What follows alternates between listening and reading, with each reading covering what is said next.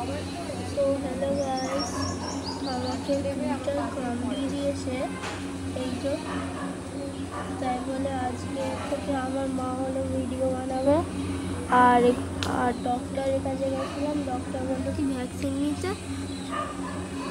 আর check up করাতে, তাই বলে আমি হলো হসপিটালে এসেছি।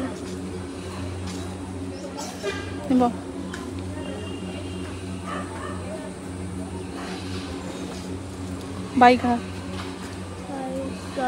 এখন নীল তো বায়না করছে, খিদেও পেয়েছে, কি খাবে, পেটে ব্যথা, ঝালমুড়িও খেতে পারলো না, ঘুগনিও খেতে পারছে না। তো ওই পাশে একটা আইসক্রিম বসেছিল, আইসক্রিম নিলে বাবাও একটা নিয়ে নিলাম। এই জন্য একটু গোদো আসছে দৌড়ে দৌড়ে দৌড়ে দৌড়ে। এই হচ্ছে চুনি, আর এই হচ্ছে আমাদের বাড়ি, আর এই হচ্ছে সেই বদমাস যে হচ্ছে নীলকে কামড়িয়েছে। চলো ঘরে।